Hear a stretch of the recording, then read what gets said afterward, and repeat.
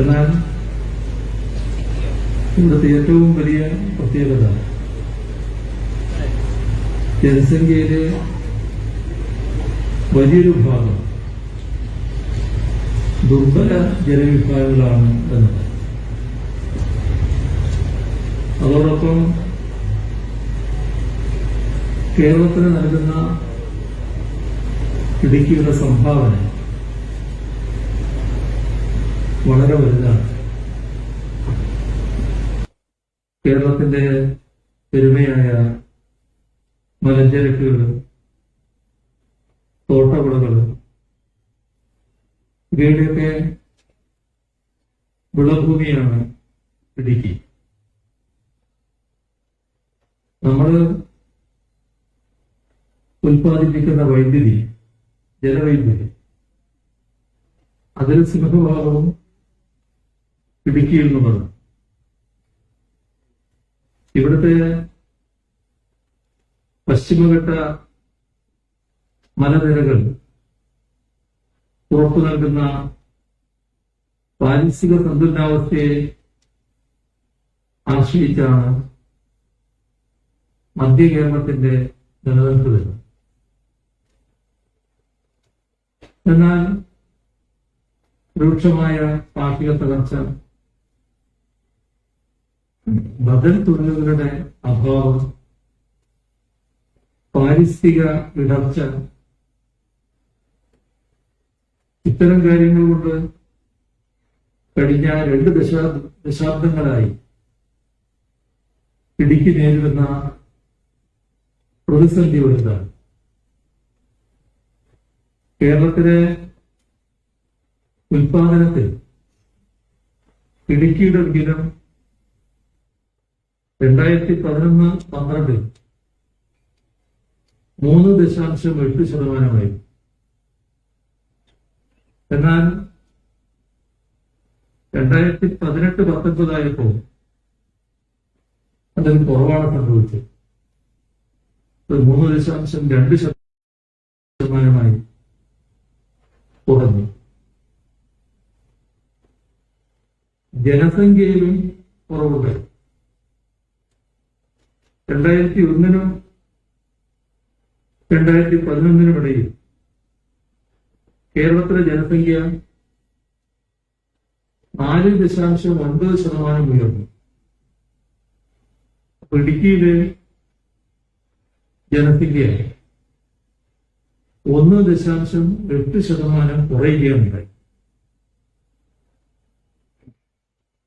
ഇടുക്കിയുടെ പല പ്രത്യേകതകളും കണക്കിലെടുത്തുകൊണ്ടാണ് പ്രശ്നങ്ങൾ പരിഹരിക്കുന്നതിന് വേണ്ടി 5 വർഷം കൊണ്ട് നടപ്പാക്കാവുന്ന ഒരു പാക്കേജ്, അത് 12,000 കോടി രൂപയുടെ പാക്കേജാണ് പ്രഖ്യാപിക്കുന്നത്. ഇടുക്കിയുടെ സമഗ്ര വികസനവും സമ്പദ് സമൃദ്ധിയും ലക്ഷ്യമിട്ടുകൊണ്ടാണ് ഈ പാക്കേജ്. യഥാർത്ഥത്തിൽ 6 തൂണുകളിലാണ് ഈ പാക്കേജ് ഉയർത്തിയിരിക്കുന്നത്. ഒന്നാമത്തത്, കാർഷിക വരുമാനം വർദ്ധിപ്പിക്കുന്നതിന് വേണ്ടി സ്ഥായിയായ രീതികളിലൂടെ കൃഷിയുടെയും മൃഗപരിപാലനത്തിന്റെയും ഉൽപാദനക്ഷമത ഉയർത്തുക. രണ്ടാമത്തേത്, മൂല്യവർദ്ധിത സംസ്കരണ വ്യവസായങ്ങളെ പ്രോത്സാഹിപ്പിക്കുക. മൂന്നാമത്തേത്, ടൂറിസം വികസിപ്പിക്കുക. നാലാമത്തേത്, ഭൗതിക സാമൂഹ്യ പശ്ചാത്തല സൗകര്യങ്ങൾ മെച്ചപ്പെടുത്തുക. അഞ്ചാമത്തത്,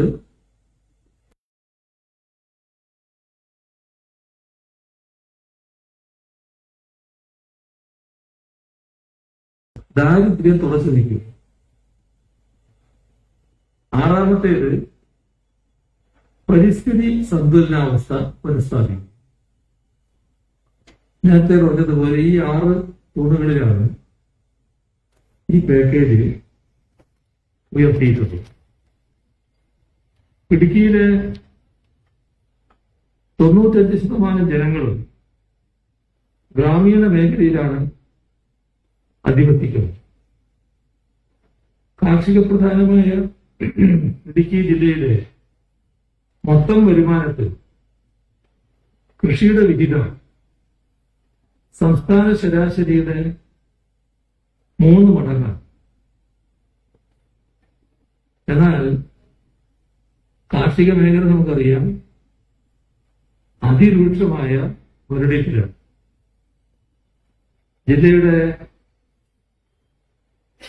മൊത്തം കാർഷിക വരുമാനം കണക്കിലെടുത്താൽ 2011-12 4,623 കോടി രൂപയായി. അത് 2018-19 സ്ഥിരവിലയില് 4,225 കോടി രൂപയായി കുറയുകയുണ്ടായി. ഇവിടുത്തെ വിളഭൂമിയുടെ 33% കുരുമുളകാണ്. രോഗം ബാധിച്ചതും ഉൽപാദനക്ഷമത കുറഞ്ഞതുമായ കുരുമുളക് വള്ളികൾ റീപ്ലാന്റ് ചെയ്യാൻ സബ്സിഡി നൽകും. ജാതി, ഇഞ്ചി, മഞ്ഞൾ, ഗ്രാമ്പു, കറുകപ്പട്ട ഇവയുടെ പ്രോത്സാഹനത്തിനും പ്രത്യേക സ്കീമുകൾ ആവിഷ്കരിക്കും. കൊക്കോ, കാപ്പി എന്നിവയും പുനരുദ്ധാരണ സ്കീമിൽ ഉൾപ്പെടുത്തും. ഉത്തമ കൃഷി രീതികൾ പ്രോത്സാഹിപ്പിക്കും. ഇടുക്കിയിലെ കാർഷിക മേഖലയ്ക്കുള്ള ബജറ്റ് വിഹിതം ഇപ്പോൾ 30 കോടി രൂപയാണ്. ഇത് പ്രതിവർഷം 100 കോടി രൂപയായി ഉയർത്തും. മുട്ടത്ത് 250 ഏക്കറിൽ 2021 സ്പൈസസ് പാർക്ക് നിർമ്മാണം ആരംഭിക്കും. ക്ലീൻ ചെയ്ത് സ്റ്റെറിലൈസ് ചെയ്ത സ്പൈസസുകൾ, അവയിൽ നിന്നുള്ള ഓളിയോറസിൻസ്, എണ്ണ, പൊടികൾ, മിശ്രിതങ്ങൾ, ഡീഹൈഡ്രേറ്റഡ് ഉൽപ്പന്നങ്ങൾ, കോൺസെൻട്രേറ്റുകൾ, പാനീയങ്ങൾ, പേസ്റ്റുകൾ ഇങ്ങനെയുള്ളവയൊക്കെ ഉൽപ്പാദിപ്പിക്കുന്ന വ്യവസായ സംരംഭകർക്ക് വേണ്ടിയാണ് ഈ പാർക്ക്. അവർക്കാവശ്യമായ പൊതു സൗകര്യങ്ങൾ പാർക്കിൽ വരും. 500 കോടി രൂപയാണ് ഇൻഫ്ര ഇതിനായി നിക്ഷേപിക്കുക.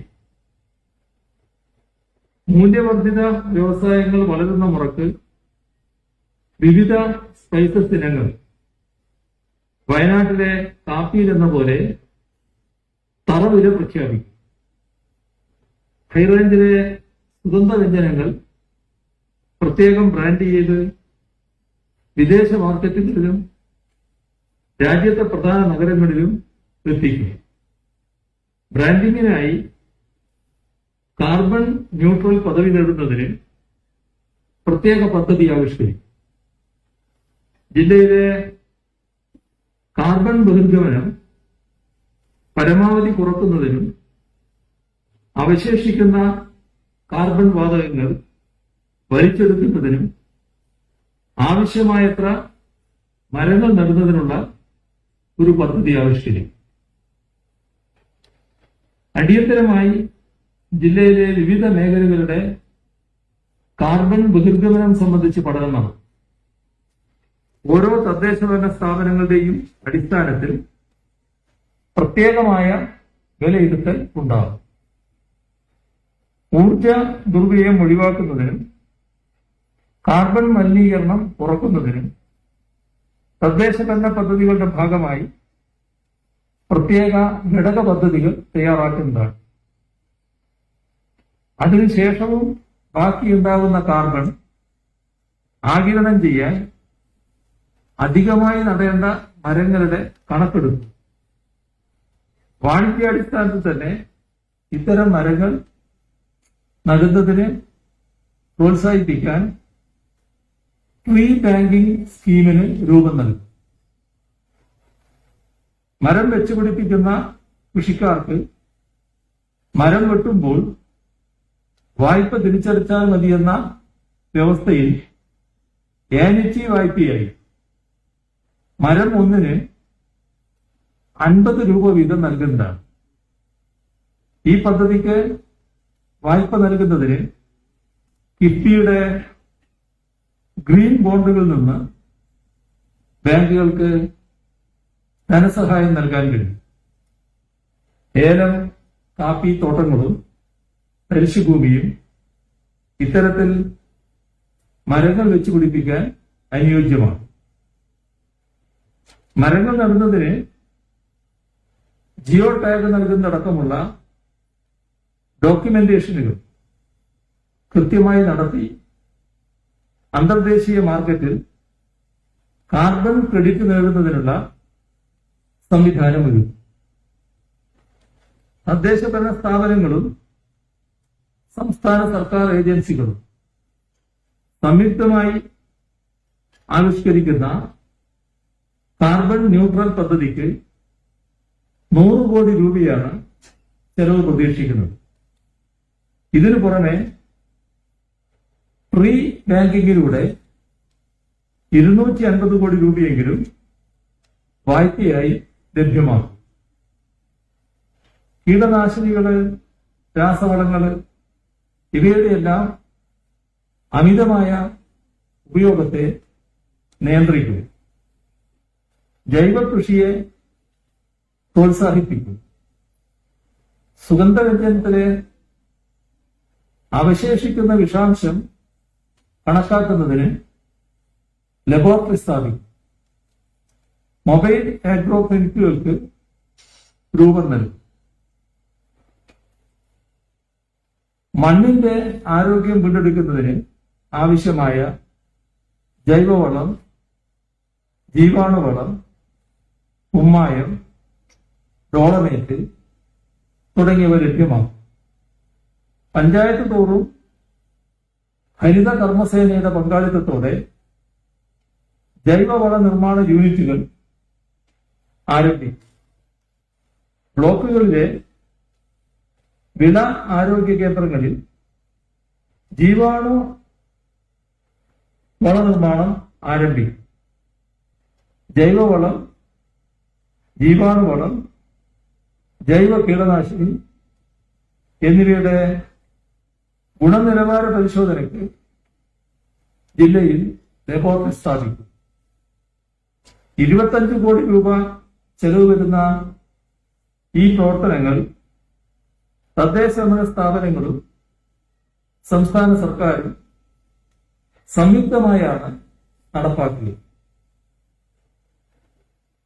റബ്ബറിന്റെ താങ്ങുവില കാലോചിതമായി വർദ്ധിപ്പിക്കുന്നതിന് സംസ്ഥാന സർക്കാർ പ്രതിജ്ഞാബദ്ധമാണ്.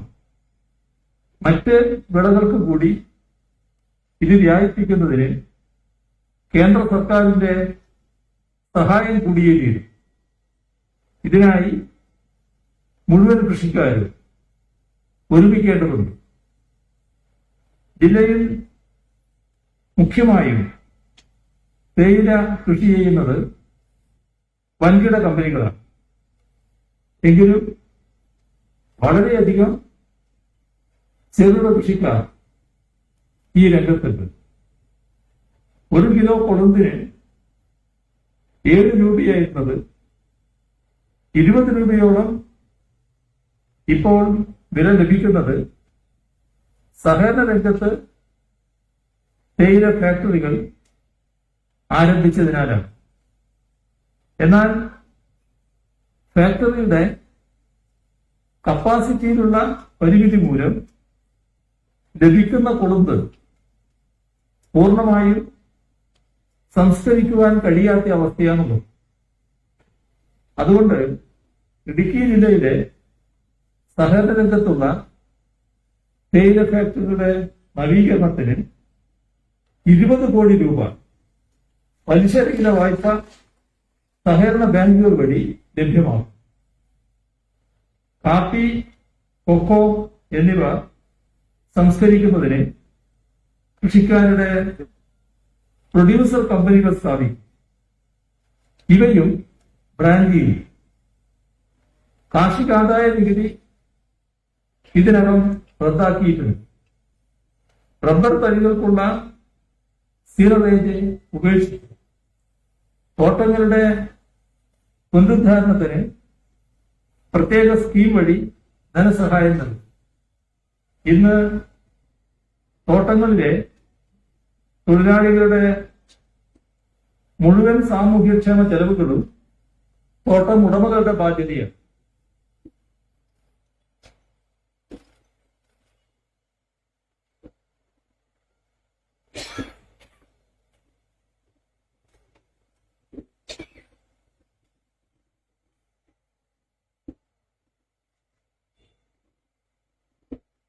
ഇവരുടെ പാർപ്പിടം, ചികിത്സ, കുടിവെള്ളം തുടങ്ങിയ അടിസ്ഥാന ആവശ്യങ്ങളുടെ ചുമതല ഏറ്റെടുക്കുന്നതിന് മറ്റു പ്രദേശങ്ങളിൽ എന്ന പോലെ തദ്ദേശഭരണ സ്ഥാപനങ്ങളെ ചുമതലപ്പെടുത്താവുന്നതാണ്. തോട്ടം തൊഴിലാളികൾക്ക് വേണ്ടി വാസയോഗ്യമായ ഫ്ളാറ്റുകളും ലയങ്ങളും നിർമ്മിക്കും. തോട്ടം തൊഴിലാളികൾക്കുള്ള വാസസ്ഥലം നേരത്തെ തന്നെ ഗവൺമെന്റ് കണ്ടതാണ്. അതുമായി ബന്ധപ്പെട്ട നടപടികൾ നല്ല വേഗതയിൽ തന്നെ നീങ്ങുന്നുണ്ട്. ഇടുക്കി വൈവിധ്യമാർന്ന പഴവർഗ്ഗങ്ങളുടെയും ശീതകാല പച്ചക്കറികളുടെയും കൃഷിക്ക് ഏറ്റവും അനുയോജ്യമായ പ്രദേശമാണ്. പ്രതിവർഷം 1 കോടി പഴവർഗ്ഗ തൈകൾ നടുന്ന സ്കീം ഇടുക്കിയിൽ ഊർജിതമായി നടപ്പാക്കുന്നതിന് തദ്ദേശഭരണ സ്ഥാപനങ്ങളുടെയും വനം, കൃഷി വകുപ്പുകളുടെയും പ്രവർത്തനങ്ങൾ ഏകോപിപ്പിക്കും. തൊഴിലുറപ്പ് പദ്ധതി ഇതിനായി ഉപയോഗപ്പെടുത്തുകയും ചെയ്യും. കൃഷിക്കാരുടെ ആവശ്യം അനുസരിച്ചുള്ള ഫലവൃക്ഷ തൈകൾ ലഭ്യമാകും. ഇതിനായി നഴ്സറികൾ ഇടുക്കിയിൽ തന്നെ വ്യാപകമായി സ്ഥാപിക്കും. തോട്ടങ്ങളിൽ ഭൂപരിഷ്കരണ നിയമത്തിന്റെ ചട്ടക്കൂട് പൂർണ്ണമായും നിലനിർത്തിക്കൊണ്ട് തെരഞ്ഞെടുക്കപ്പെട്ട ഫലവൃക്ഷങ്ങൾ നട്ടുപിടിപ്പിക്കുന്നതിനുള്ള അനുവാദം നൽകുന്ന കാര്യം സർക്കാരിന്റെ സജീവ പരിഗണനയിലാണ്. ഇത് ഗൗരവമായ ചർച്ചകൾ പലതരങ്ങളിലായി നടന്നു കഴിഞ്ഞിട്ടുണ്ട്. ഇത് പ്രാവർത്തികമാക്കാൻ അധികം കാലതാമസമില്ലാതെ തന്നെ കഴിയുമെന്നാണ് സർക്കാർ പ്രതീക്ഷിക്കുന്നത്. ഹൈറേഞ്ചിൽ 250 ഏക്കറിൽ ഒരു മെഗാ ഫുഡ് പാർക്ക് സ്ഥാപിക്കുന്നതാണ്. ചെറുകിട സംരംഭങ്ങൾക്ക് വേണ്ടിയുള്ള ടെട്രാ പാക്കിംഗ് തുടങ്ങിയ പാക്കിംഗ് സൗകര്യങ്ങൾ, ക്വാളിറ്റി ടെസ്റ്റിംഗ് സൗകര്യങ്ങൾ, ലാബുകൾ, വർക്ക്ഷോപ്പുകൾ തുടങ്ങിയവ ഈ പാർക്കിലുണ്ടാവും. ഇതിനായി KSIDC 500 കോടി രൂപ ചെലവഴിക്കും.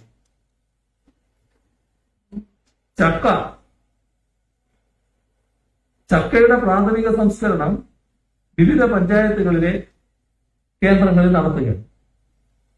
കുരുവും പഴവും ഫുഡ് പാർക്കിൽ എത്തിച്ച് അവിടെ ആധുനിക യന്ത്ര സംവിധാന സഹായത്തോടെ മൂല്യവർദ്ധിത ഉൽപ്പന്നങ്ങളായി മാറ്റി. ഇന്ന് ഏതാണ്ട് പൂർണ്ണമായും പാഴായി പോവുകയാണ് ചക്കപ്പഴം. ഇതൊരു ഉപവരുമാന മാർഗമായി മാറും. ഡ്രൈ ഫ്രൂട്ട്സ്, ഫ്രൂട്ട്സ് വൈൻ, മിഠായികൾ, മധുരപലഹാരങ്ങൾ തുടങ്ങിയവയെല്ലാം ചെറുകിട സംരംഭങ്ങൾക്ക് അനുയോജ്യമാണ്. കാർഷിക സംസ്കരണവുമായി ബന്ധപ്പെട്ട് സ്റ്റാർട്ടപ്പുകളെയും ചെറുകിട സംരംഭങ്ങളെയും പ്രോത്സാഹിപ്പിക്കും. കാർഷിക സംസ്കരണത്തിന് പ്രത്യേക ഹാക്കത്തോൺ സംഘടിപ്പിക്കും. 100 സ്റ്റാർട്ടപ്പുകൾക്കെങ്കിലും ധനസഹായം നൽകും.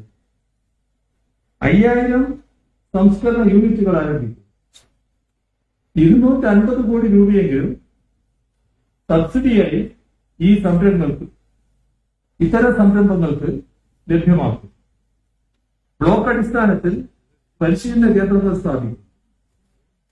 ഈ പരിശീലന പരിപാടിക്ക് ജില്ലയിലെ ഉന്നത വിദ്യാഭ്യാസ സ്ഥാപനങ്ങളുടെയും സന്നദ്ധ സംഘടനകളുടെയും സഹകരണം ഉറപ്പുവരുത്തും.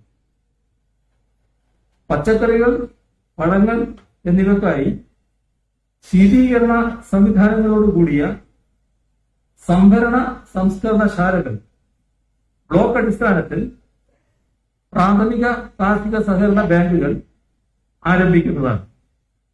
ഇതിനായി നബാർഡിന്റെ സഹായം ഉപയോഗപ്പെടുത്തും. എല്ലാ പഞ്ചായത്തുകളിലും തറവില ഉറപ്പുവരുത്തുന്നതിനു വേണ്ടിയുള്ള പോപ്പ് മാർട്ടുകൾ പച്ചക്കറി സംഭരണത്തിനും വിപണനത്തിനുമായി 6 മാസത്തിനുള്ളിൽ ആരംഭിച്ചിരിക്കും. സഹകരണ മേഖലയാണ് ആ രംഗത്ത് ഫലപ്രദമായി പ്രവർത്തിക്കുക. വട്ടവട, കാന്തല്ലൂർ, മറയൂർ മേഖലകളിലെ ശീതകാല പച്ചക്കറി സംഭരണം ഉറപ്പാക്കുന്നതിനും സ്ഥിരം സംവിധാനം ആരംഭിക്കുന്നതാണ്. നേന്ത്രക്കുലയുടെ സംഭരണം സംബന്ധിച്ചുള്ള പരാതികൾക്ക് പരിഹാരം കാണും. നമ്മള് പറഞ്ഞു ഇത്തരം കാര്യങ്ങള് വിദേശത്തെ കയറ്റി അയക്കുന്ന നില വരികയാണ്. തൊട്ടടുത്ത ദിവസം ഈ പഴം നിയന്ത്രണമാണെന്നാണ് തോന്നുന്നത്. വിദേശത്തെ കയറ്റി അയക്കുന്ന ഒരു പദ്ധതി കൃഷി വകുപ്പ് തയ്യാറാക്കി കഴിഞ്ഞിട്ട് അതിന്റെ ഉദ്ഘാടനം നിർവഹിക്കാൻ പോകുന്നു.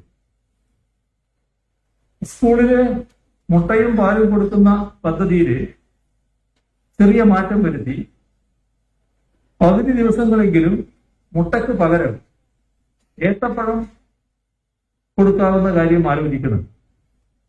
അപ്പൊ ഏത്തപ്പഴം കർഷകരിൽ നിന്ന് നേരിട്ട് വാങ്ങുകയും ചെയ്യാം. ഉച്ചക്കഞ്ഞി ഇപ്പൊ കൊടുക്കുന്നുണ്ട്. കപ്പ, ചേമ്പ്, ചേന തുടങ്ങിയവ ചേർത്ത് രുചികരവും പരമ്പരാഗതവുമായ പുഴുക്ക് കുട്ടികൾക്ക് വളരെ സ്വാദോടെ കഴിക്കാൻ പറ്റുന്ന ഒരു കാര്യമാണ്. അത് കൊടുക്കുന്ന കാര്യം നമുക്ക് ആലോചിക്കാവുന്നതാണ്. പച്ചക്കറി തറവിലയും സംഭരണവുമായി ബന്ധപ്പെട്ട് 100 കോടി രൂപയെങ്കിലും ചെലവഴിക്കുന്നതാണ്.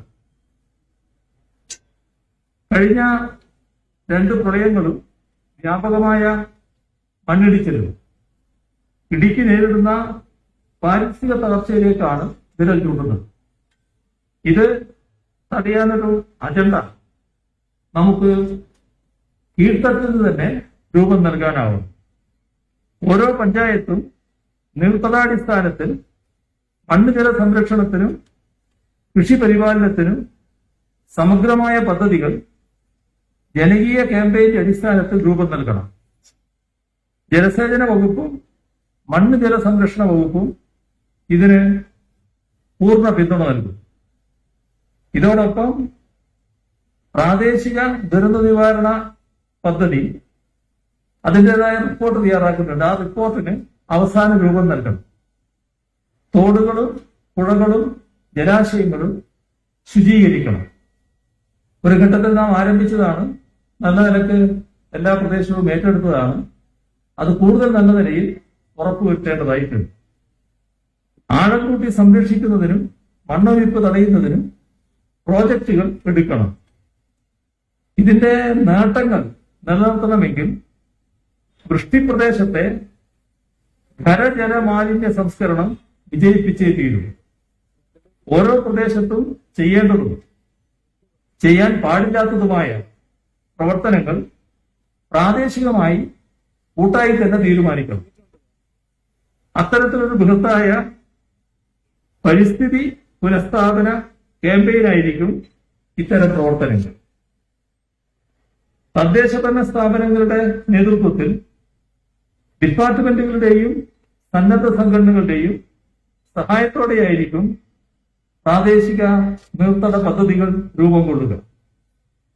ഇവ ഉൾക്കൊള്ളിച്ചുകൊണ്ട് ജലസേചന വകുപ്പ് നദീതട പദ്ധതികൾ ആവിഷ്കരിക്കും. നീർത്തട പദ്ധതികളിൽ ഉൾക്കൊള്ളിക്കുന്ന മണ്ണ് ജല സംരക്ഷണ പ്രവർത്തനങ്ങൾക്ക് 250 കോടി രൂപ നബാർഡിൽ നിന്ന് ലഭ്യമാകും. പെരിയാർ, മുതലപ്പുഴ തീരങ്ങളിൽ പ്രളയം മൂലം വീടും സ്ഥലവും പൂർണ്ണമായി നഷ്ടപ്പെട്ടവരുടെ പുനരധിവാസം ഉറപ്പുവരുത്തുകയും തീരങ്ങൾ ജൈവമാർഗങ്ങൾ വഴി തൊഴിലുറപ്പുമായി സംയോജിപ്പിച്ച് സംരക്ഷിക്കുന്നതിന് വേണ്ടിയുള്ള പദ്ധതിക്കായി 50 കോടി രൂപ വകയിരുത്തും. പ്രളയബാധിത പ്രദേശങ്ങളിൽ റോഡുകളും മറ്റും പുനഃസ്ഥാപിക്കുന്നതിന് റീബിൽഡ് കേരളയിൽ നിന്ന് 435 കോടി രൂപ അനുവദിച്ചിട്ടുണ്ട്. ഇവയുടെ പ്രവർത്തനം 2021-22 പൂർത്തീകരിക്കും. പട്ടിശ്ശേരി ഡാം പമ്പാർ ബേസിനിൽ ഉൾപ്പെട്ടതാണ്. 140 മീറ്റർ നീളവും 33 മീറ്റർ ഉയരവുമുള്ള ഡാം നിർമ്മിക്കാൻ ഉദ്ദേശിക്കുന്നു. 43 കോടി രൂപ ചെലവ് പ്രതീക്ഷിക്കുകയാണ്. ജലസേചന വകുപ്പ് 250 കോടി രൂപ മൊത്തം ചെലവഴിക്കും. മാട്ടുപ്പെട്ടി ഫാമിന് പുറത്ത് മൃഗസംരക്ഷണത്തിന് ജില്ലയിൽ 10 കോടി രൂപയാണ് ഇപ്പോൾ ചെലവഴിച്ചുകൊണ്ടിരിക്കുന്നത്. ഇത് 25 കോടി രൂപയായി ഉയർത്തും. സംരംഭകത്വ അടിസ്ഥാനത്തിൽ ഫാമുകളെ പ്രോത്സാഹിപ്പിക്കും. എല്ലാ പഞ്ചായത്തുകളിലും ക്ഷീരസാഗരം മാതൃകയിലും ആട് ഗ്രാമം മാതൃകയിലും കന്നുകാലി വളർത്തൽ പ്രോത്സാഹിപ്പിക്കും. ജില്ലയിലെ വെറ്ററിനറി സർവീസ് കേന്ദ്രത്തിലെ സൗകര്യങ്ങൾ മെച്ചപ്പെടുത്തുകയും മൊബൈൽ ക്ലിനിക്ക് ആരംഭിക്കുകയും ചെയ്യും. ഡാമുകളും കുളങ്ങളും കേന്ദ്രീകരിച്ച് മത്സ്യകൃഷി പ്രോത്സാഹിപ്പിക്കും. ഇതിപ്പോ നല്ല രീതിയിൽ ആളുകൾ ഏറ്റെടുത്ത് കഴിഞ്ഞിട്ടുണ്ട്. നമുക്ക് ആവശ്യമുള്ള മത്സ്യം നമുക്ക് തന്നെ വളർത്താമെന്നുള്ളത് മാത്രമല്ല, അതോടൊപ്പം വിൽക്കാനും കഴിയുന്ന ഒരവസ്ഥയിലേക്ക് പുരയിട മത്സ്യകൃഷി വർദ്ധിച്ചു വരുന്നുണ്ട്. ഇവിടെ ഇപ്പോൾ പറഞ്ഞത് ഡാമുകളിലും കുളങ്ങളും കേന്ദ്രീകരിച്ച് മത്സ്യകൃഷി പ്രോത്സാഹിപ്പിക്കുന്നതാണ്. അതിനോടൊപ്പം തന്നെ ഇങ്ങനൊരു കാര്യവും കൂടി നമുക്ക് ചെയ്യാൻ കഴിയും. ദേശീയ ടൂറിസം ഭൂപടത്തിൽ സ്ഥാനം പിടിച്ചിട്ടുള്ള മൂന്നാർ, തേക്കടി, വാഗമൺ, ഇടുക്കി ഇത്തരം പ്രദേശങ്ങൾ മാത്രമല്ല, ഹൈറേഞ്ചിലെ ഓരോ ഗ്രാമവും ഓരോ ടൂറിസ്റ്റ് കേന്ദ്രമാണ്.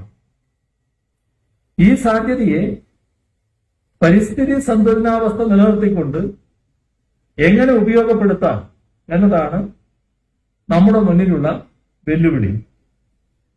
ഇതിനുള്ള ഉത്തരമാണ് കേരള സർക്കാർ രൂപീകരിച്ചിട്ടുള്ള ഉത്തരവാദിത്ത ടൂറിസം നയം നൽകുന്നത്. ഉത്തരവാദിത്ത ടൂറിസം മിഷന് കീഴിൽ ടൂറിസം മേഖലയിൽ സംരംഭകത്വത്തെ വികസിപ്പിക്കുന്നതിന് ചില സ്കീമുകൾ ആവിഷ്കരിക്കും. ഇതിനു വേണ്ടിവരുന്ന പരിശീലനവും മിഷൻ തന്നെ ലഭ്യമാക്കും. 400 കോടി രൂപയുടെ വായ്പ ഇവർക്ക് ആവശ്യമാണ്. പലിശ സബ്സിഡിക്കും പരിശീലനത്തിനും വേണ്ടി ഉത്തരവാദിത്ത ടൂറിസം മിഷന് 50 കോടി രൂപ ലഭ്യമാകും. ഇതുമായി ബന്ധപ്പെട്ട സ്കീമുകൾ: ഒന്ന്, കെട്ടിട നിർമ്മാണത്തിന്റെ പേരിലുള്ള പരിസ്ഥിതി നാശം പരമാവധി ഒഴിവാക്കി ഈറ്റ, മുള തുടങ്ങിയ ഉൽപ്പന്നങ്ങൾ ഉപയോഗിച്ച് മനോഹരമായ കോട്ടേജുകൾ നിർമ്മിക്കുകയാണ് ഒരു മാർഗം. സംസ്ഥാന ബാംബു കോർപ്പറേഷന്റെ കണക്കുപ്രകാരം 15 ലക്ഷം രൂപയ്ക്ക് ഇത്തരം കോട്ടേജുകൾ നിർമ്മിക്കാനാകും. പലിശ സബ്സിഡിയോടുകൂടി 1000 കോട്ടേജുകൾക്ക് വായ്പ ലഭ്യമാകും. 25 കോട്ടേജുകളെങ്കിലും ഒരു സ്ഥലത്ത് നിർമ്മിച്ച് ഇവയ്ക്ക് പൊതുവായ സൗകര്യങ്ങൾ ഏർപ്പെടും. കോട്ടേജുകളുടെ ഇത്തരം ക്ലസ്റ്ററുകൾ തൊഴിൽദായകവും വരുമാനദായകവുമാണെന്ന് പ്രത്യേകം പറയേണ്ടതില്ലല്ലോ. രണ്ടാമത്തത്, ഫാം ടൂറിസം. ഫാം ടൂറിസം പ്രോത്സാഹിപ്പിക്കുന്നതിന് കൃഷിയും മൃഗസംരക്ഷണവും ക്ഷീരവികസനവും ഒരുപോലെ പ്രയോജനപ്പെടുകയാണ്. നിലവിൽ ഫാം ടൂറിസത്തിന് ആവശ്യമായ 50 ഏക്കർ സ്വന്തമായുള്ളവർ കുറവാണ്. അതുകൊണ്ട് 10 പേരുടെ ഒരു ഗ്രൂപ്പിന് ഫാം ടൂറിസത്തിനുള്ള സൗകര്യം നൽകും. ഇത്തരത്തിൽ 100 കേന്ദ്രങ്ങൾ ജില്ലയിൽ സ്ഥാപിക്കും. ഈ കൂട്ടത്തിൽ തന്നെ മൂന്നാമതായി കാണുന്നത് കല, കരകൗശലം, സംസ്കാരം തുടങ്ങിയ ഉപജീവന പ്രവർത്തനങ്ങൾക്ക് 5000 ആളുകൾക്ക് പരിശീലനം നൽകും. സ്വയം തൊഴിൽ യൂണിറ്റുകൾ സ്ഥാപിക്കാൻ അവർക്ക് സഹായം നൽകും. അതോടൊപ്പം തന്നെ ക്രാഫ്റ്റ് വില്ലേജിനും രൂപം നൽകും. ഇതിന് അടുത്തതായി കാണുന്നത് വിവിധങ്ങളായ 500 തദ്ദേശീയ ഭക്ഷണ യൂണിറ്റുകൾ സ്ഥാപിക്കുന്നതിനുള്ള പരിശീലനവും കടകൾ സ്ഥാപിക്കുന്നതിനുള്ള സഹായവും നൽകും. അതോടൊപ്പം എല്ലാ ടൂറിസ്റ്റ് കേന്ദ്രങ്ങളിലും തദ്ദേശഭരണ സ്ഥാപനങ്ങളുമായി യോജിച്ചുകൊണ്ട് മാലിന്യ സംസ്കരണ സംരംഭങ്ങൾ ആരംഭിക്കും. കാരണം ടൂറിസ്റ്റ് കേന്ദ്രങ്ങൾ ഏറ്റവും പ്രധാനം ശുചിയായിരിക്കുക എന്നുള്ളതാണ്.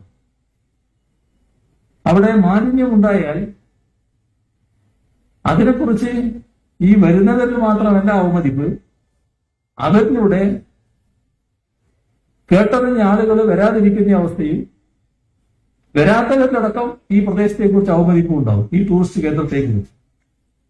അപ്പോൾ ടൂറിസ്റ്റ് കേന്ദ്രത്തിന്റെ ശുചീകരണം വളരെ പ്രധാനപ്പെട്ടതാണ്.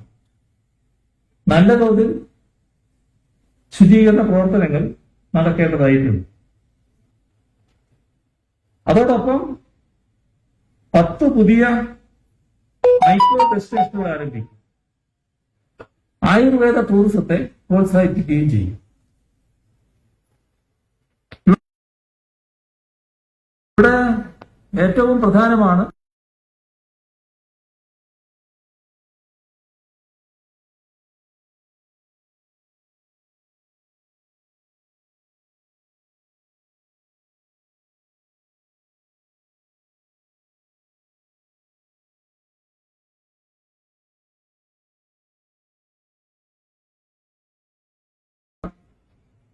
മൂന്നാർ.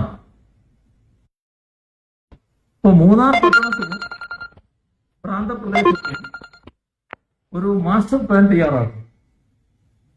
100 കോടി രൂപ ചെലവിൽ KTDC, KSRTC ബജറ്റ് ഹോട്ടൽ സ്ഥാപിക്കും.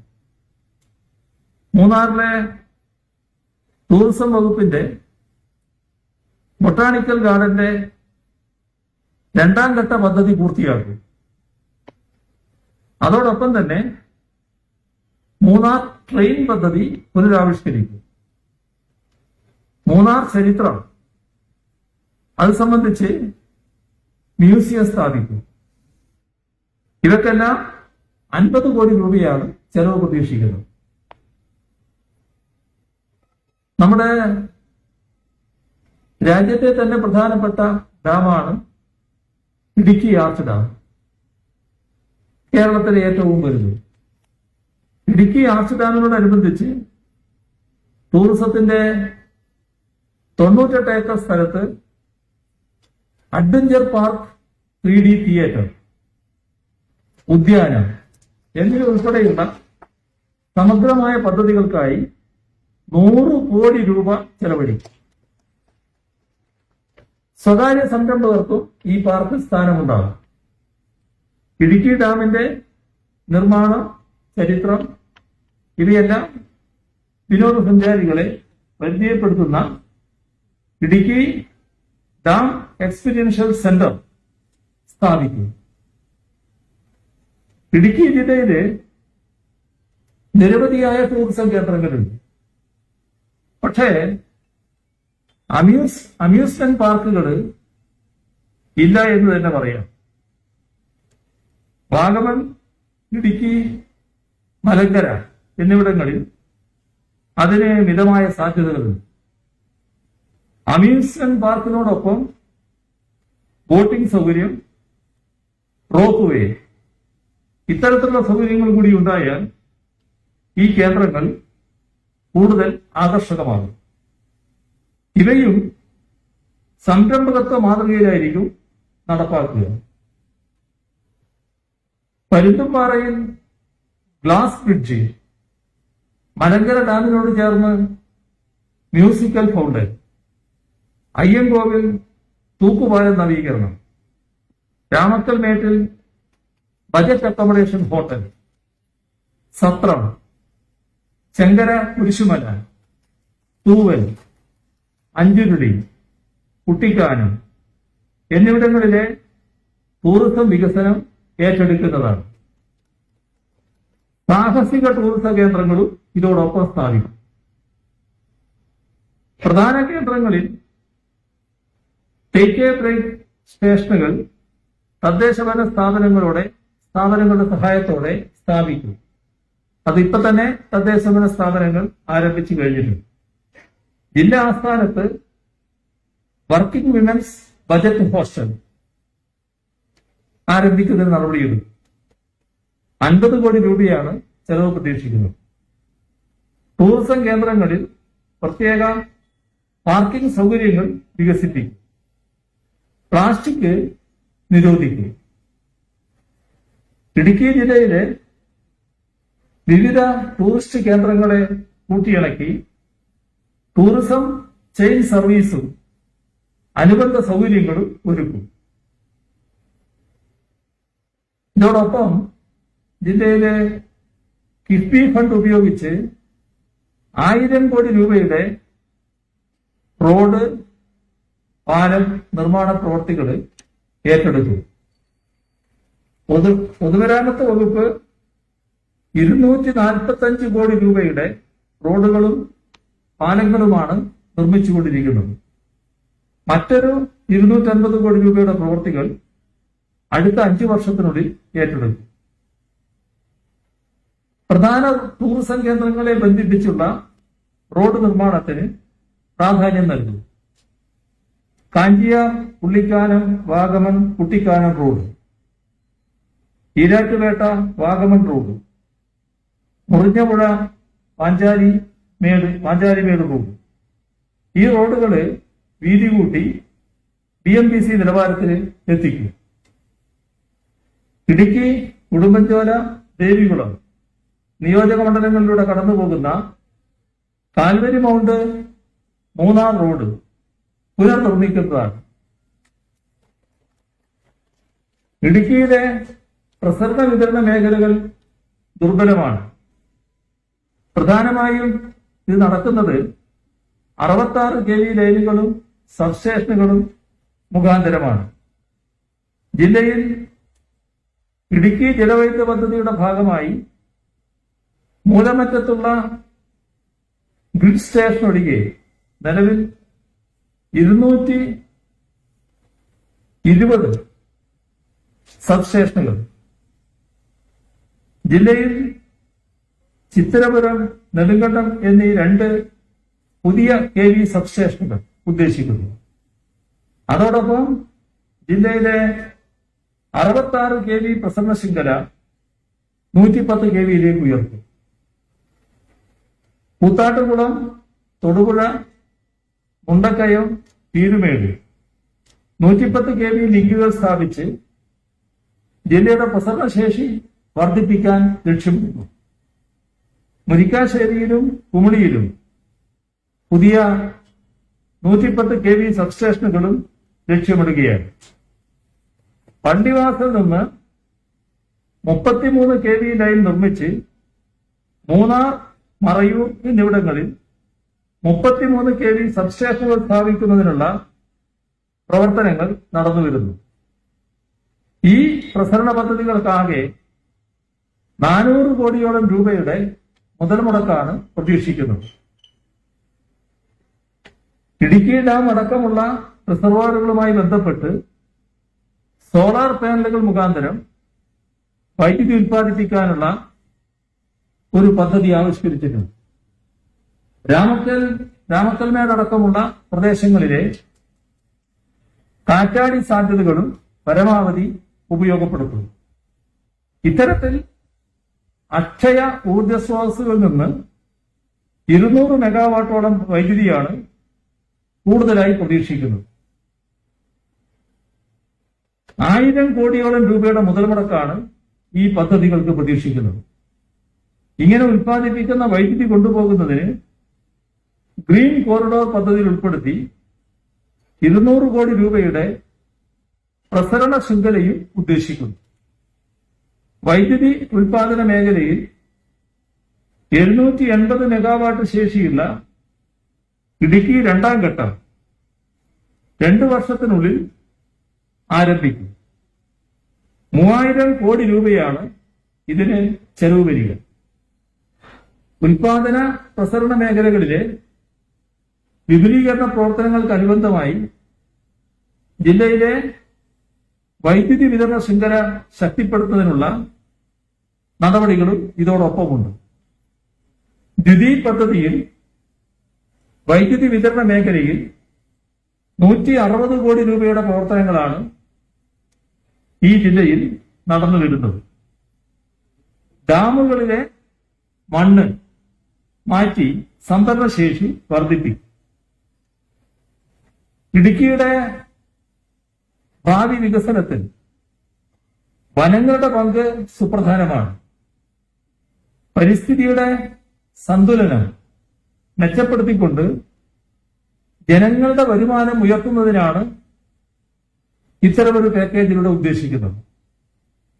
വനസംരക്ഷണം ഉറപ്പാക്കുമ്പോൾ ജനങ്ങളുടെ നിലവിലുള്ള ഉപജീവന മാർഗങ്ങൾ തടസ്സപ്പെടില്ല എന്ന് ഉറപ്പുവരുത്തും. ഇത്തരമൊരു പരിശോധനയുടെ അടിസ്ഥാനത്തിൽ ബഫർ സോൺ തന്നെ നടപ്പാക്കുകയുള്ളൂ. വനഭൂമിയിലെ യൂക്കാലിപ്സ്, അക്കേഷ്യ, പൈൻ, ഗ്രാൻഡിസ് ഇത്തരത്തിലുള്ള പുറം മരങ്ങൾ പിഴുതുമാറ്റും. എന്നിട്ട് അവിടെ കാട്ടുമരങ്ങൾ വെച്ചുപിടിപ്പിക്കും. ഇതുപോലെ പ്രകൃതിയാ സസ്യജാലങ്ങൾക്ക് ഭീഷണിയായി പെരുകുന്ന പുറം കളകൾ ഇല്ലാതാക്കും. ഉൾക്കാട്ടിൽ കുറച്ചുപേർ താമസിക്കുന്നുണ്ട്. അവര് സന്നദ്ധരാണെങ്കിൽ അവരെ പുനരധിവസിപ്പിക്കും. വന്യജീവി ആക്രമണങ്ങൾ കൃഷിക്കും ജനങ്ങളുടെ ജീവനും വലിയ ഭീഷണിയാണ് ഉയർത്തുന്നത്. ഈ സംഘർഷം ലഘൂകരിക്കുന്നതിന് ഉള്ള നടപടികൾ യുദ്ധകാലാടിസ്ഥാനത്തിൽ സ്വീകരിക്കും.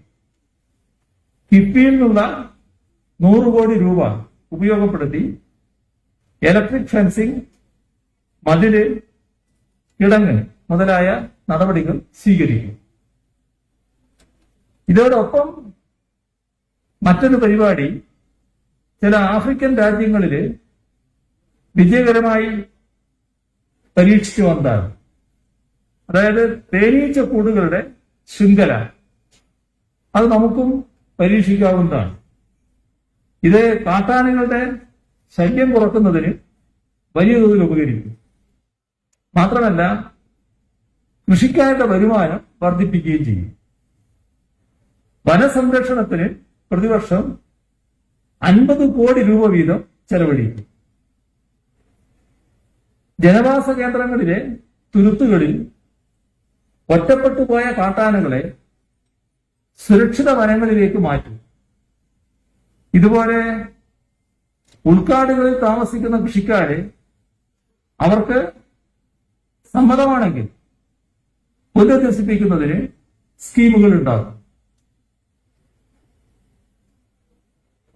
കുടിവെള്ളത്തിന്റെ കാര്യത്തിൽ സംസ്ഥാനത്ത് ആകെ തന്നെ വലിയ മാറ്റം വരുവാൻ പോവുകയാണ്. എല്ലാ വീടുകളിലും ശുദ്ധമായ കുടിവെള്ളം എത്തിക്കുക എന്ന പദ്ധതിയാണ് പ്രാവർത്തികമാകാൻ പോകുന്നത്.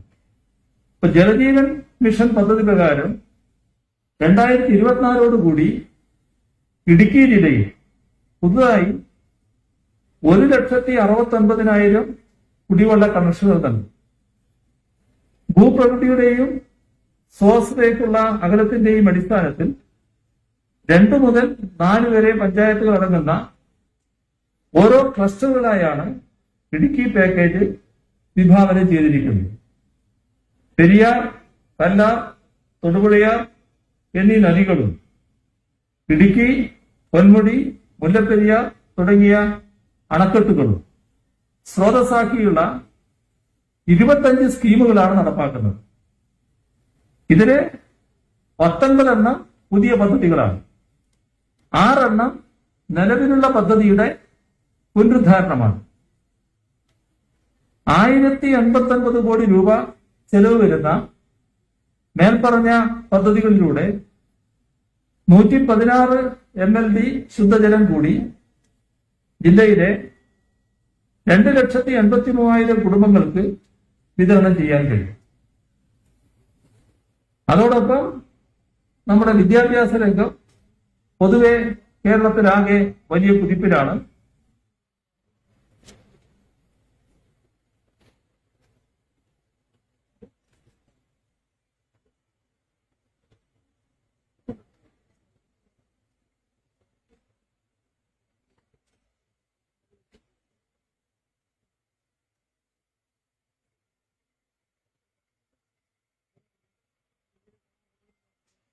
അത് ഇടുക്കിയും വ്യത്യസ്തമല്ല. ഇടുക്കിയിലും നല്ല രീതിയിൽ പൊതുവിദ്യാഭ്യാസ മേഖല കുതിപ്പിൽ തന്നെയാണ്. ഇവിടെ 177 കോടി രൂപ ചെലവിട്ട് 81 സ്കൂളുകളാണ് പുതുക്കി പണിതുകൊണ്ടിരിക്കുന്നത്. 8 എണ്ണം പൂർത്തിയായി. ബാക്കി മുഴുവൻ സ്കൂളുകളുടെയും നിർമ്മാണം ഈ വർഷം തീരും. 2021-22 തീരും. ഉന്നത വിദ്യാഭ്യാസ രംഗത്ത് 3 സർക്കാർ കോളേജുകളുടെ അടിസ്ഥാന സൗകര്യം വർദ്ധിപ്പിക്കുന്നതിന് 31 കോടി രൂപ അനുവദിച്ചിട്ടുണ്ട്. ഇടുക്കിയിലെ കോളേജുകളിൽ കൂടുതൽ കോഴ്സുകൾ അനുവദിക്കുന്നതാണ്. പുതുതായി ഒരു ട്രൈബൽ കോളേജ് സ്ഥാപിക്കുന്നതാണ്. എയ്ഡഡ് മാനേജ്മെന്റുകൾ തങ്ങളുടെ വിദ്യാഭ്യാസ സ്ഥാപനങ്ങൾ നടത്തുന്ന നിക്ഷേപത്തിന്റെ പകുതി സർക്കാർ ചാലഞ്ച് ഫണ്ടായി നൽകും. അത് ഇപ്പൊ നൽകിക്കൊണ്ടിരിക്കുകയാണ്. നല്ല രീതിയിൽ അത് ഏറ്റെടുക്കാവുന്ന പദ്ധതിയാണ്. അതോടൊപ്പം കേരളത്തിന്റെ ആരോഗ്യ മേഖലയുടെ വികാസം എല്ലാവരും സമ്മതിക്കുന്ന കാര്യമാണ്. ഇവിടെ ഇടുക്കിയിൽ അടുത്ത 5 വർഷത്തിനുള്ളിൽ മെഡിക്കൽ കോളേജ് പൂർണ്ണതോതിൽ പ്രവർത്തനം ആരംഭിക്കും. 600 കോടി രൂപയാണ് ബജറ്റിൽ വകയിരുത്തിയിട്ടുള്ളത്. ആവശ്യമായ തസ്തികകളും അനുവദിക്കും. ഏറ്റവും ആധുനികമായ ഓങ്കോളജി വിഭാഗം ഉറപ്പുവരുത്തും. ജില്ലയിലെ ക്യാൻസർ അടക്കമുള്ള ജീവിതശൈലി രോഗങ്ങൾ നേരത്തെ കണ്ടെത്താനുള്ള നടപടികൾ സ്വീകരിക്കും. പൈനാവിലെയും തൊടുപുഴയിലെയും ജില്ലാ ആശുപത്രികൾ, നെടുങ്കണ്ടം, പീരുമേട്, അടിമാലി താലൂക്ക് ആശുപത്രികൾ ഇവയെല്ലാം നവീകരിക്കുന്നതിന് കിഫ്ബിയുടെ സഹായ പദ്ധതിയിൽ ഉൾപ്പെടുത്തിയിട്ടുണ്ട്. ഇതില് നെടുങ്കണ്ടം ആശുപത്രിയിൽ 70 കോടി രൂപയുടെ നിർമ്മാണ പ്രവർത്തികളാണ് നടന്നു വരുന്നത്. മൊത്തം 1000 കോടി രൂപയാണ് ആരോഗ്യ മേഖലയിൽ നിക്ഷേപിക്കുന്നത്. ലൈഫ് മിഷന്റെ ഭാഗമായി പട്ടികജാതി വിഭാഗത്തിന് 4300, പട്ടികവർഗ വിഭാഗത്തിന് 7200, ജനറൽ വിഭാഗത്തിന് 20,000 വീടുകൾ നിർമ്മിച്ചു നൽകുന്നതാണ്. ഇതിന് 1043 കോടി രൂപ മൊത്തം മുതൽ മുടക്കും. പട്ടിക വിഭാഗങ്ങളുടെ പിന്നോക്കാവസ്ഥ സമ്പൂർണമായി ദൂരീകരിക്കാനുള്ള ഇടപെടലുകൾ കർശനമാക്കും. തദ്ദേശഭരണ സ്ഥാപനങ്ങളുടെയും സർക്കാരിന്റെയും പട്ടികവർഗ ഉപപദ്ധതികളുടെ നടത്തിപ്പ് സംബന്ധിച്ച് സമഗ്രമായ അവലോകനം തെരഞ്ഞെടുപ്പ് കഴിഞ്ഞാൽ ഉടൻ നടത്തും. ഇതിന്റെ അടിസ്ഥാനത്തിലായിരിക്കും 16ാം പഞ്ചവത്സര പദ്ധതി തയ്യാറാക്കുക. ലൈഫ് വീടുകൾക്ക് പുറമെ 2 ലക്ഷം രൂപ ചെലവഴിച്ച് പ്രതിവർഷം 500 വീതം പഠനമുറികൾ പട്ടികജാതി കുടുംബങ്ങൾക്ക് നിർമ്മിച്ചു നൽകും. ഇപ്പൊ തന്നെ ഉള്ളൊരു പദ്ധതിയാണ്. അത് കൂടുതൽ വിപുലീകരിക്കുന്നത് എങ്ങനെയെന്നാണ് പറയുന്നത്. ഭവന നിർമ്മാണ സഹായം ലഭിച്ചിട്ടോ സ്വന്തം നിലയിൽ ആരംഭിച്ചിട്ടോ പൂർത്തീകരിക്കപ്പെടാത്ത പട്ടികജാതി വിഭാഗങ്ങളിലെ വീടുകൾക്ക് 1.5 ലക്ഷം രൂപ വീതം പണി പൂർത്തിയാക്കുന്നതിന് നൽകും. 560 വീട് വീതം പ്രതിവർഷം പൂർത്തിയാക്കുന്നതിനാണ് പരിപാടി. ഭൂരഹിതർക്ക് കിടപ്പാടം വാങ്ങുന്നതിന് 3,75,000 രൂപ വീതം നൽകുന്ന പദ്ധതിയിൽ പ്രതിവർഷം 810 കുടുംബങ്ങൾക്ക് സഹായം നൽകുന്നതാണ്.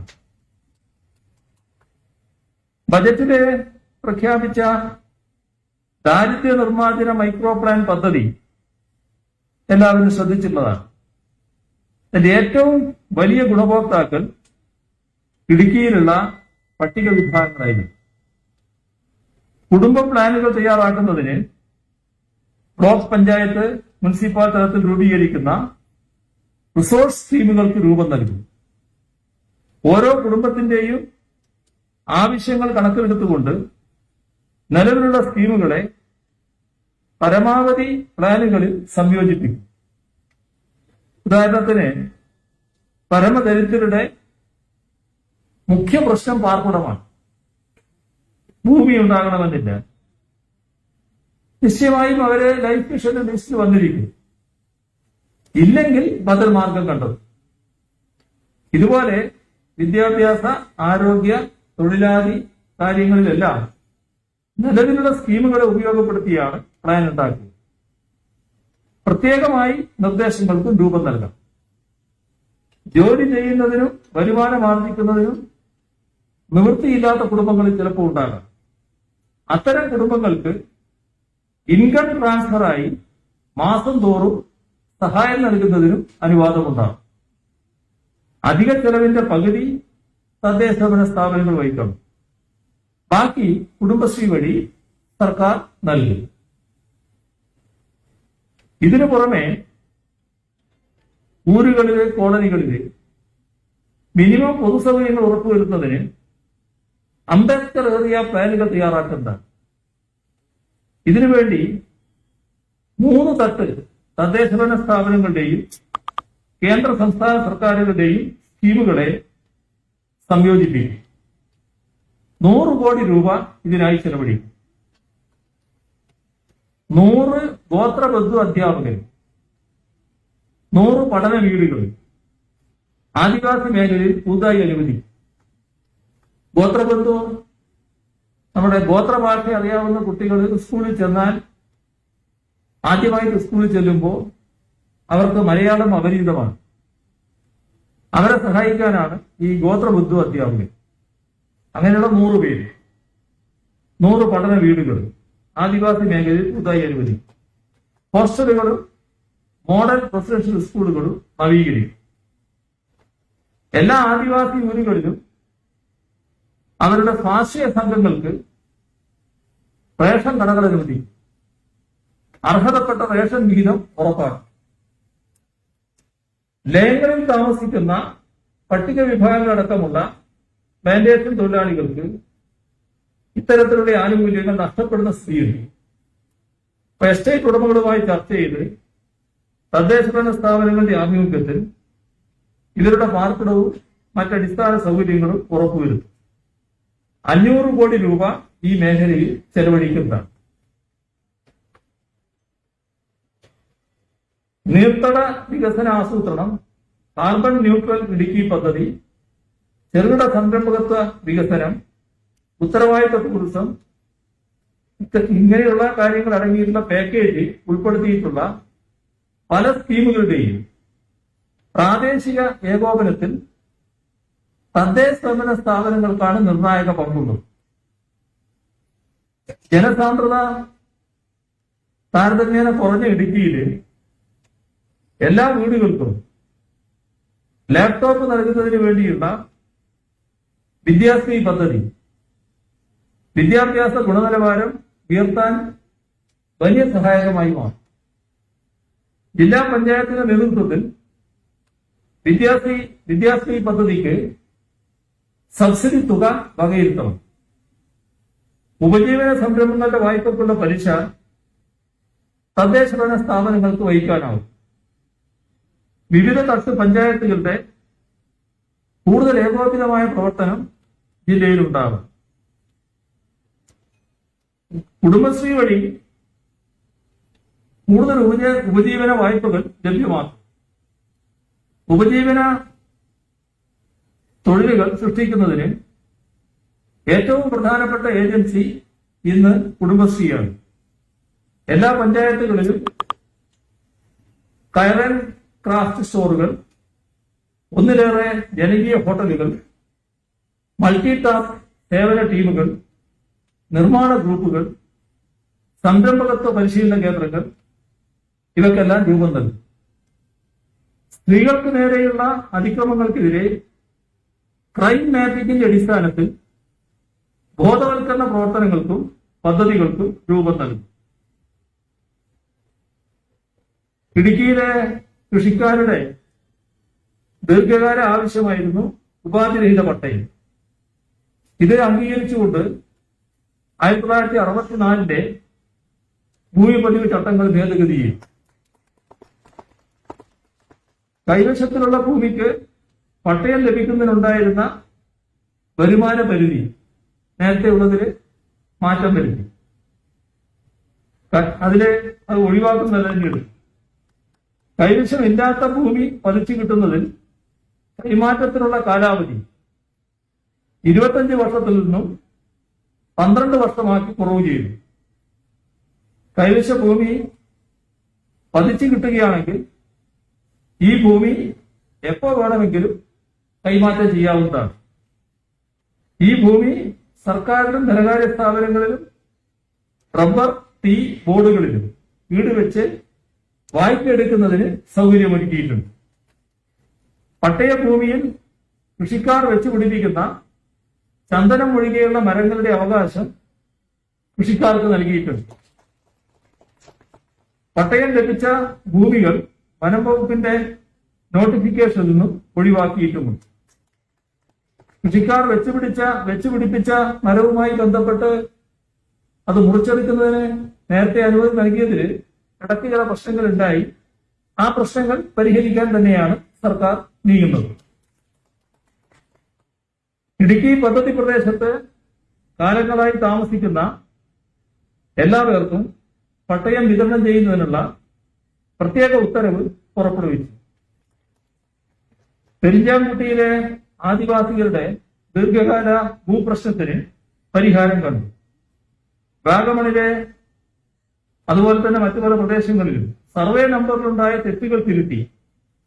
ഇതുപോലെ ഒട്ടേറെ പ്രാദേശിക പട്ടയ പ്രശ്നങ്ങൾക്ക് പരിഹാരമുണ്ടാക്കാൻ കഴിഞ്ഞിട്ടുണ്ട്.